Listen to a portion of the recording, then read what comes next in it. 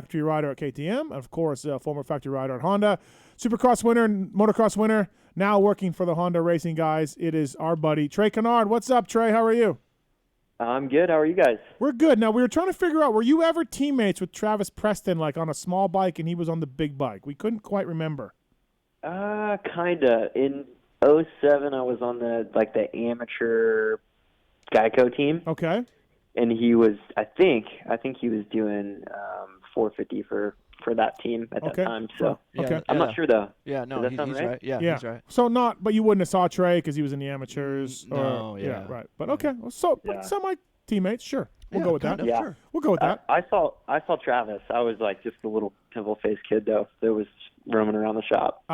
When we say Travis Preston, what's your memory of Travis Preston racing? And I guarantee you're going to say the same thing that everybody does. Poor Travis Preston. What do you think of, Trey? I'm not going to say it. Why? What's your memory? Well, I'll think of a different one because I'm pretty sure you're thinking I'm going to say the time that he hit Stu. Oh, dude, everybody, like, we ask all these people on the show or whatever, like, or fans call in and they're just like, I remember when you grabbed Stu's helmet and you talked to, like, all that stuff. That sucks because that was like when I was getting laughed. Like, that was embarrassing. I'm getting laughed on the last laugh, and so that sucked. I remember. Sorry, I remember. Man, you rode for Cowie or filled in for Cowie or something, and I was watching at Anaheim. I just remember thinking, that dude is so tall. Yeah. It's tough. That's not a very good memory, but man. Yeah, you filled in for Stewart. Stu. Yeah. So that's that same shoulder injury that I'm dealing with right now. Oh, really? From all the way back then, yeah. He had a bicep tear. Trey, he's got a sling on now. Brutal. Yeah. Hey man, so Honda, congratulations on the win. You had definitely a part of that win with Kenny Roczen and of course Sexton in the small class. And I said this at the beginning of the show, the last time Honda won both classes, your win in Oakland along with Mookie. So it's been almost 5 years. Yeah, no, I was super stoked, man. We were actually talking about that after the race when the last time that happened was. So it was cool, man. I was super stoked, obviously, for Ken to get another one this year, and then for Chase, man. It's just cool to see him kind of coming into his own a little bit. So, yeah, great weekend, man. I was stoked. How many of these you going to these days? The races? I seem like I've seen you at every one, but how many are you going to go? Not to all of them. I think I've missed maybe 2 or 3. Okay. So, and then I'll probably miss a little bit more later in the season, but I kind of want to, while things are still kind of getting sorted, I definitely want to be there. So, how you feel about the testing gig so far? Like, how do you feel about doing it? How do you like it? You're back into the grinder. You're riding Supercross. You're testing for Brayton and Roczen, of course. You've been enjoying it, or is it a little bit more work than you thought? Like, I feel like, and correct me if I'm wrong, you two guys know Shorty. I felt like Shorty felt like it was more work than what maybe he wanted to do at that point. Like, it was more risk, more riding than Shorty wanted. Of course, now he's wide open dodging camels. So maybe that doesn't make – but you know what I mean? Like, Shorty was like, oh, man, this is intense. So, Trey, how do you find it? Yeah, I mean, it is intense for sure. But, I'm super glad that I didn't do much for a year. I mean, I worked on my rider advocacy project for a little bit, but obviously I had a lot of time off in that year. So by the time I got the opportunity, I was kind of like just really itching for something to do. So it was good. I guess to feel that it gave me a chance to kind of recharge and unplug, and then really kind of want to be back on the grind a little bit. So it is a lot. It's a ton of riding, especially you kind of ride till the sun goes down sometimes. But it's fun. I really enjoy riding. Like, it's still a really good time, and then I don't have to do it with pressure. And it's been really interesting and cool for me to learn this other side of it, and then kind of learn about personalities and just dealing with people, and it's just a whole new challenge for me. That's been really cool for sure. I think the most difficult thing has been traveling, but I know that it won't last forever too. So I just try to enjoy it while it's here, and try to do the best I can with it. Yeah, it's good for me. Like, I look at Trey, and he's with Honda, he's with a good brand, and he's back kind of where I feel like where home is for Trey. Mm-hmm. And I always felt like, to me, and I think me and you've talked about this, Travis, any team, a factory team, needs a test rider. And they need a test rider that rides at a high level that can push the bike to the same type of level as the riders. Yeah. And it's nice to see, obviously, Trey can still ride at a very high level. As a test rider, you have to be a thinker. And I've always looked back on Trey as a racer, as a thinker. And I didn't know Trey very well. I got to know him a little bit just through testing with Honda and stuff. But, like, I always looked at Trey as a thinker. Like, everything he does is more of he thinks about it's a thought process. And then that turns out to be you make a great test rider. Mm-hmm. So now you have a guy that can feel, that can ride at a high level, and can give the proper feedback. And then everyone enjoys being around him. It's just, for me, it's a perfect opportunity for Honda to take advantage of that. Yeah, I think the guys have benefited from you, Trey, just because I know in the past Kenny had his German suspension guy over here. Seeley was on KYB, right? Do I have it backwards? Yeah, Seeley was on KYB. Kenny's on Showa. Things weren't gelling with the bikes necessarily, and you look at Brayton's back over there on Showa. Kenny's winning races. It just and I know you were there last year a little bit, but I feel like I haven't heard any whispers of bike issues, Trey, from anybody? Yeah, I mean, honestly, it's been pretty. I don't know. We haven't had that much drama this year. Last year was really tough. You know, I think a lot of it too. You know, we didn't have a huge base last year. You know, the 2018, Ken didn't get a lot of Supercross in, coming back from his injury, and then, you know, made the KYB switch back to Showa. There just wasn't a great base last year. And then I think, you know, kind of midway towards the end of the season, we have a pretty good base. And then coming into this year, we had a much better starting point, I think. Mm-hmm. So I think that really helped us. And then, you know, we could really be kind of focused in on the things that we really wanted to improve. Whereas last year, we were kind of like, man, we're just throwing stuff at the bike. Like, yeah. I rode so much last year and stuff, you know, just all kinds of different stuff. Where this year it's been really, I don't know, really focused, and I think it's been a lot simpler. And so, and then I think too, also, you know, Ken having Justin alongside of him and both being on the same brands is really helpful, suspension wise. And then, you know, also Justin is just really good about, you know, keeping things calm and you know, not getting too emotional, not too high, not too low. Right. And, so I think there's just a combination of a lot of really good things that have happened this year, and you know, hopefully they can kind of continue. Do you? I don't want to say nervous isn't the right word, but when you're watching Kenny out front, do you get nervous? Are you excited? Do you have some butterflies, Trey? Even though, you know, you have a piece of it, you're emotionally invested in it, but obviously, you know, you've done all what Kenny's been doing and you've done it at the highest level. But for you, is there a little bit of, I don't know, like I said, nerves or butterflies? Oh, dude, it's the worst. Dude, I had no idea it would be like this. Like, I mean, all of the guys, or, you know, Cole or last year, or, yeah, you know, JB, or, you know, it's like, dude, I can hardly stand to watch the start, like, watching through my hands, you know? Yeah. But it's cool, you know, it's really cool. I think I've gotten to know these guys a lot more personally than I ever did when I was racing, and it's really cool to be a part of that, and to I don't know, you put a lot of work into it. Yeah. So you really want to see them succeed and you know, be safe and all that stuff. So yeah, I didn't think I'd be that nervous, but man, right, I'm a right. mess. 702-586-PULP. You got a question for Trey Canard about Honda or anything else? Give us a call. There's a couple people on hold for you, Trey, to get to in a second. But, you know, Travis, talking about Trey testing for Honda, obviously he's just a race team. But I don't know, Trey, how much you know, but, you know, Yamaha race team kind of used Travis and Steve Butler and everybody over there at Yamaha R&D to help out with AP and Justin's bike. So I think, Travis, that's been a positive thing for the race team to have you guys there. And it's been a positive thing for Trey to be dedicated to the race thing. Like, yeah, like I was so happy to hear that Trey was calling into the show, because I think I've been watching the Honda. I've been seeing on Instagram Trey's walking the track with the guys, and it seems like it's working really well. And almost to Chris's point, like I wonder, Trey, who approached you with this position? Was it Kehoe, or did you just ask those guys, or what? Yeah, no, it was Kehoe. He actually talked to me about it kind of right after I had retired, but I wasn't ready, man. I was just, wasn't extremely healthy, and honestly, I didn't even want to ride. Like I was kind of.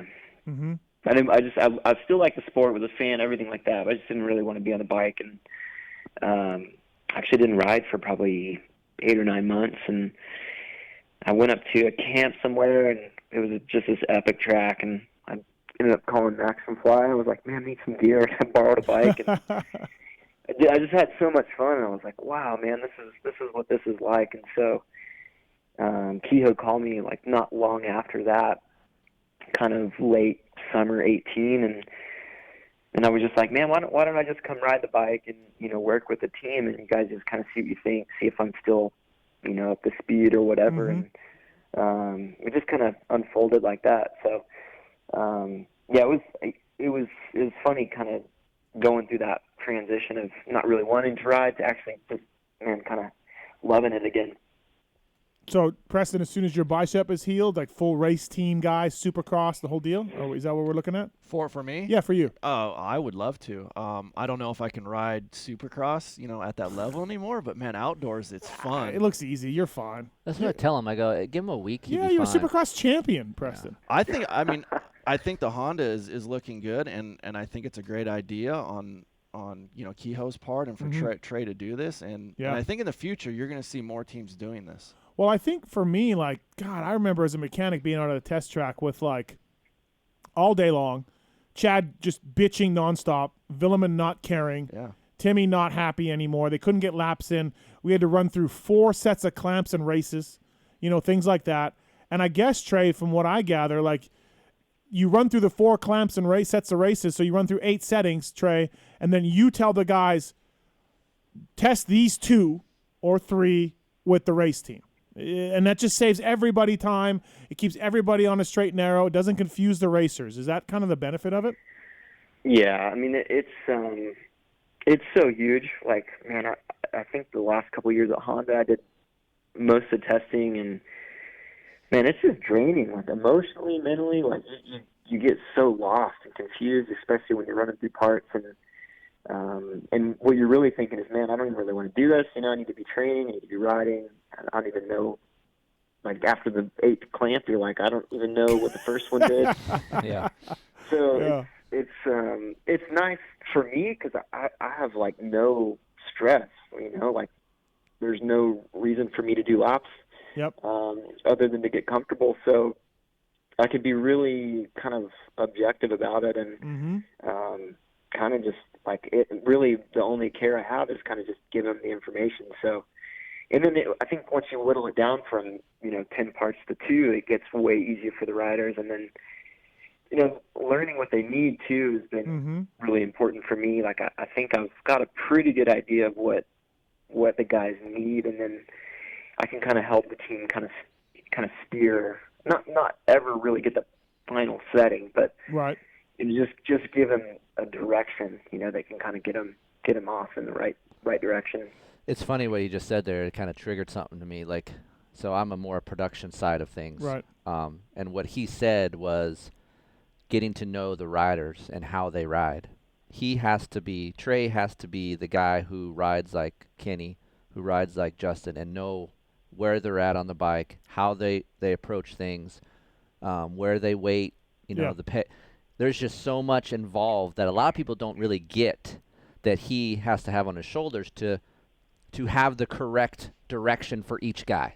Right. And he might be blessed with having the 2 guys now because I hear they're similar in settings, so that is even easier for Trey, but at times, maybe next year or whatever, it may not be that easy for him because it might be 2 different directions. So, Trey, you've tested with Kiefer before, right? You guys have tested a few times? Yeah. Right? Yep. Good rider, right? Like, rides well? Yeah, he rips. Yeah, okay, so what the hell happened in the first 2 nationals? Like, what? Are we still here? What do you think? Like, are we still here? Dude, I watched, listen. I can tell you what happened. It's called choking. I watched him, Trey, and I'm like, what is going on out there? Like, when's his fast lap? Like, when's his fast lap? I never. was so disappointed. Oh my gosh. It was amazing, Trey. I was gonna get off Oh, the dude, that's people ask me all the time, because I still go pretty dang fast, and they're like, dude, what, why don't you race or whatever? And I'm like, dude, I don't want to. I get scared out there, like it's a whole nother ball game out there. It is really. It is great though. Like Trey, I'm sure you're really enjoying it. Just riding at your own pace, right? Like if you only want to do 2 laps, do 2 laps. If you want to slow down, slow down. I think for me, when I started testing, it almost made riding more fun for me. Did it? Yeah. 100%, man. Like, I still have to go decently fast, and I think the worst part of the job is like, 4:30 in the afternoon, the whoops are just completely thrashed. Oh yeah. And they're like, try this linkage that no one's ever ridden. Go do that. They ever tell you, Trey, like one more time, Trey, just a couple more laps, we promise, just one more. They're pretty good, honestly, because I think they see that, like, I'm into it. I approach it just like I did my racing. Like, I want to really, be the best that I can be. So if I'm ever like, man, I'm done, they're kind of like, okay, we're good. That's so. Oh, that doesn't happen at Yamaha, apparently. No.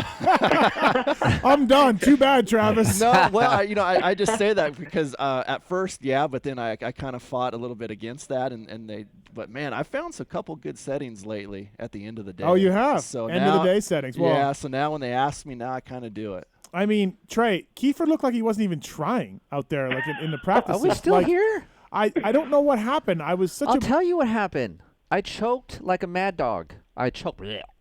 Choked. I mean, okay. I have never even put a fast lap. When I was racing, we didn't do that. We raced to get in. Wow. And then I was on other bikes. I got put on a Honda, a fast one at that, and my old ass couldn't hang on to the thing. I was scared of it. So there you have it. Dude, you know how gnarly those tracks are that part of the day? Oh, Thank you. Yeah. They're like, it's like racing a mud race, but you just got to go fast on the 3rd lap that you ride the track. It's so gnarly. That's what they told me. So I remember guys saying, all right, man, you're going to do 1 lap, and then you're going to have to hold it wide open and right over your head. A-Ray said, and I'm like, what? A-Ray said that you almost die 8 times. Yeah. Yeah. And if I almost die 1, I'm out.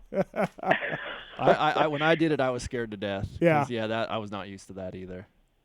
I give it it opened my eyes, and it's cool to see what these guys go through to make the top 40. It's cool. All right. Trey Canard, everybody, brought to you by Scosh, Scosh.com. Pulp 2020 is the code to save with the guys at Scosh. Brought to you by bringing you Trey Canard tonight. Scosh Industries, innovators of award-winning consumer technology. Trey, so you mentioned your safety, track safety thing that we've talked about. You worked with the guys at Feld for a race. You've been an advocate for that for a lot of times. You and I have had some private conversations that makes me think you care and you know what's going on. But I guess, is that a little bit more of a back seat? I know there was a conference call you were on at one point, but how's that going, and something you still want to pursue down the road? Yeah, I mean, it's definitely going to be on my mind, a lot, because, it's like after seeing Dallas and so many guys crash, and you just hate it, like you just don't want that as a racer. You know what that is and what that's like, and so, I never said I had the answers, but I just wanted to try, because I really think that a lot of guys would still be racing if they didn't have a lot of those moments, which you're still going to have those moments, but, if you could just minimize that a little bit. But I guess to answer the question, it's still on my mind for sure. I've kind of put it to the side for now. Mm-hmm. Because, honestly, I think the whole community is going to have to get behind it. Yeah. For it to ever happen, and that's just going to be really hard to do, because it's hard to get a lot of people together on anything. We can't agree on anything. We got teams and riders that just want to kill each other, over everything and anything. So yeah. But yeah, I mean, I'm still into it, and I still want to talk about it, because it's so important. Every time I see a tough block just get kicked out, I'm just like, nope, nothing we can do. Nothing we can do. Just, oops, we'll have her dig dug out there. Like R.J. Hampshire kicks that tough block out.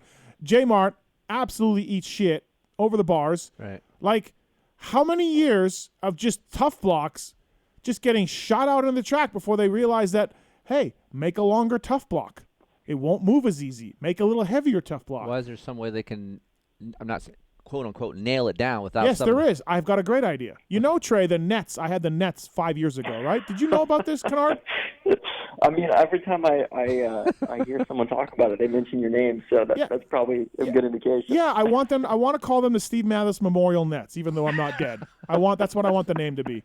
But here's my idea, Trey. Listen to my so look, if you're too cheap to buy new tough blocks that are longer, and also, by the way, make them like a triangle so that you don't catch your feet on them as easy. Okay, so there's two things right there that only costs money that can help racing. Do we all agree? Yeah. Do we all agree? Yeah. Yes, Okay, all right, thank you. So that just costs money.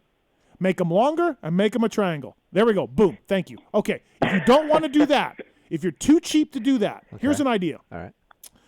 Make a tray, plastic tray. Okay. Okay, make it sit on the ground. It holds a tough block, and the bottom of the tray comes up 4 inches, 5 inches, whatever you want.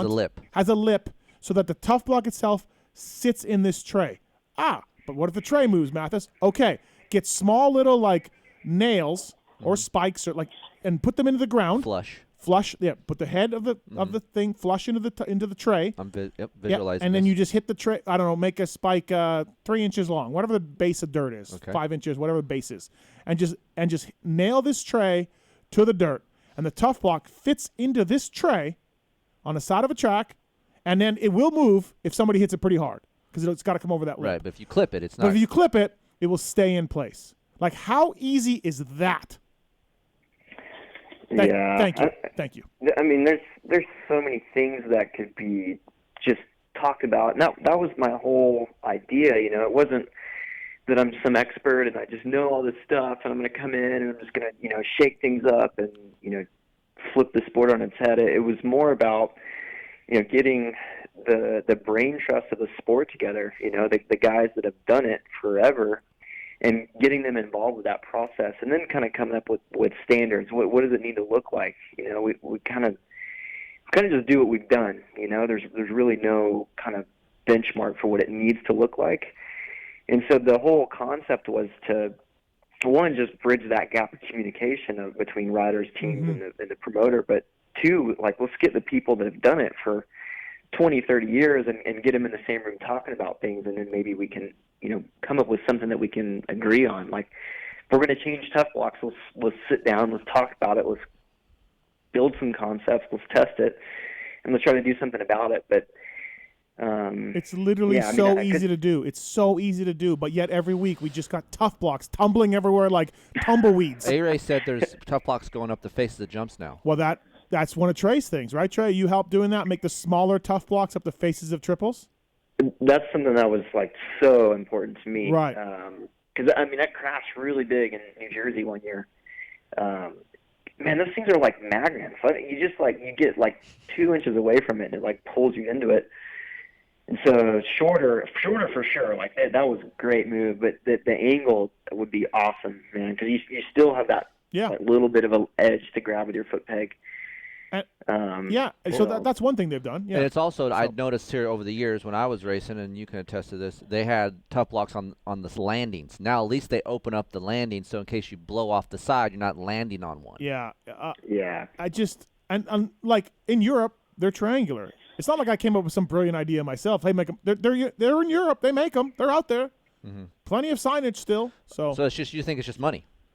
What else? What other reason could it be? What other reason could it be?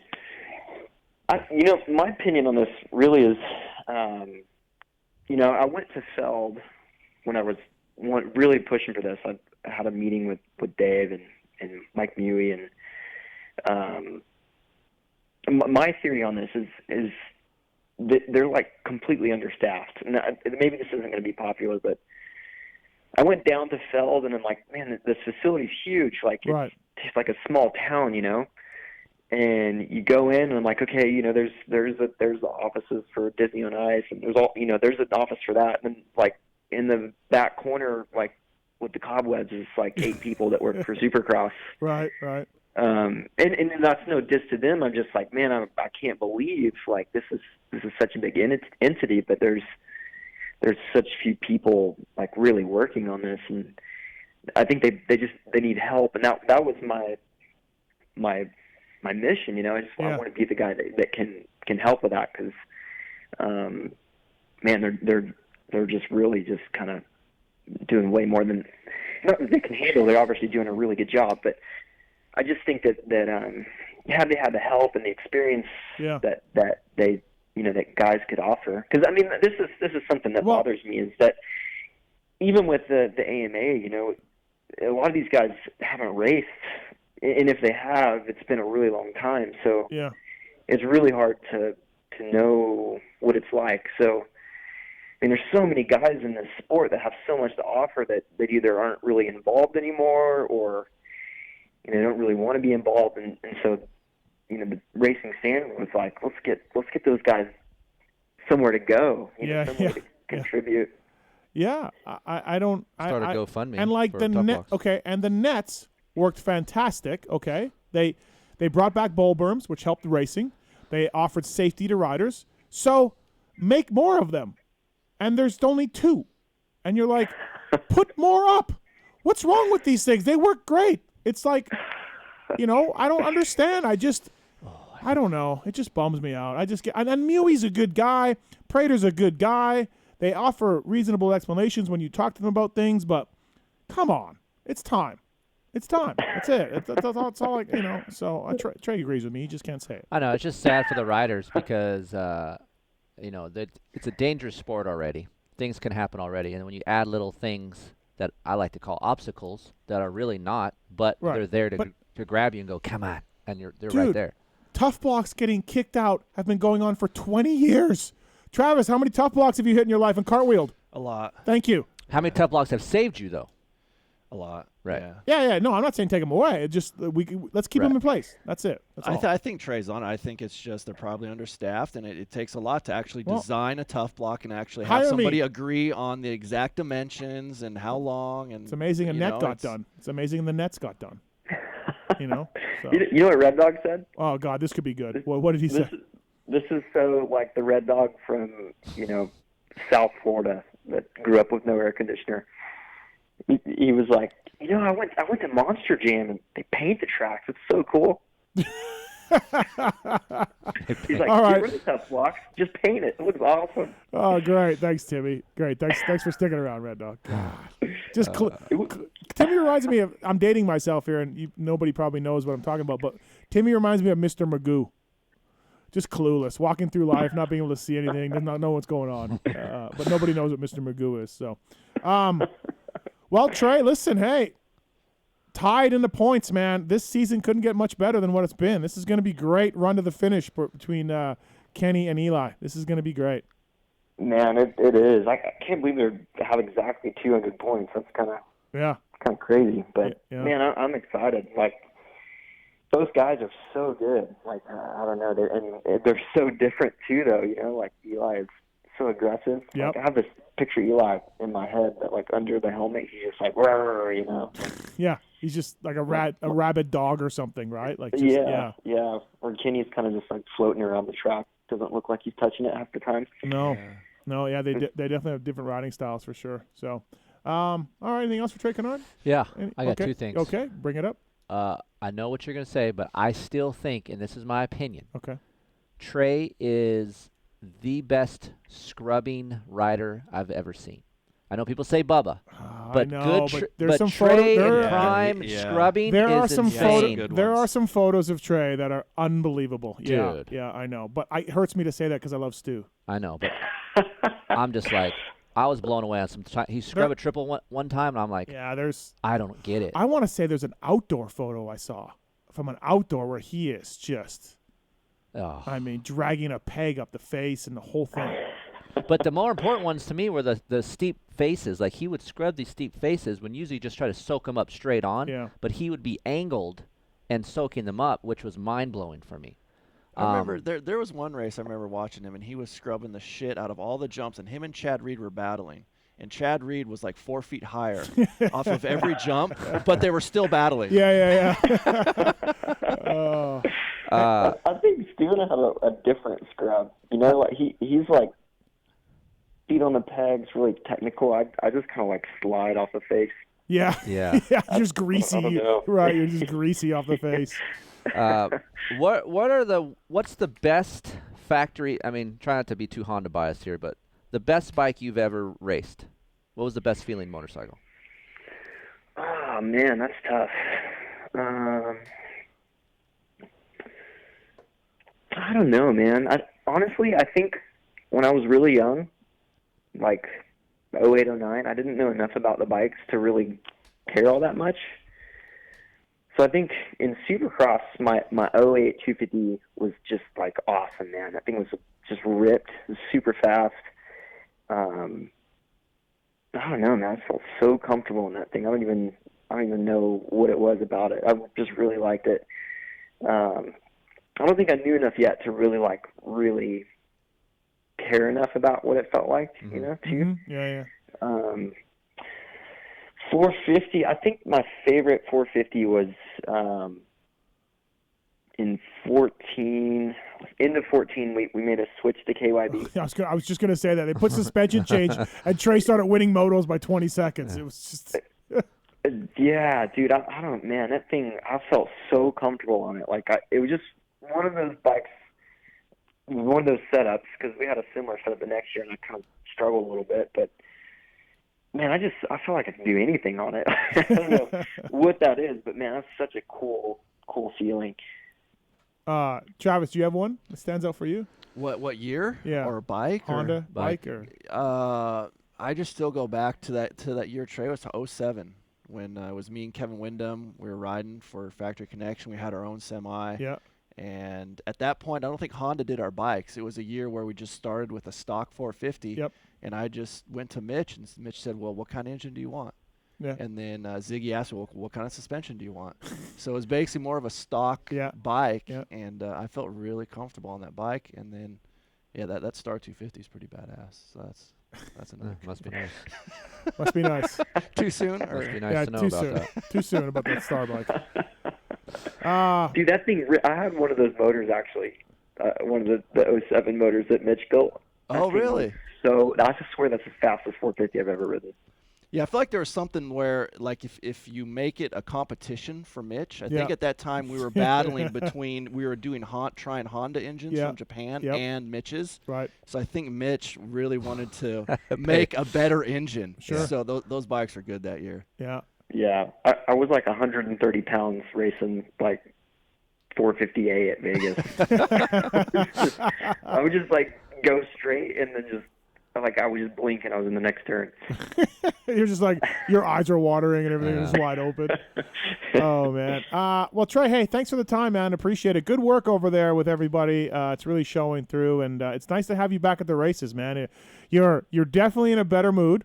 You're at the races, like than when you raced. You know what I mean? Like just pressure. Like you're smiling, you're laughing. Like you're definitely happy to be there in a better mood than, with pressures and everything, getting hurt and coming back and all of that stuff than what it was, later in your career. So and it's cool that you're part of the team when they won both classes, and you were part of the last time they won too. I like that synergy. That was pretty cool. So yeah, that's just really cool, man. I'm super grateful, man. It's been a really good time.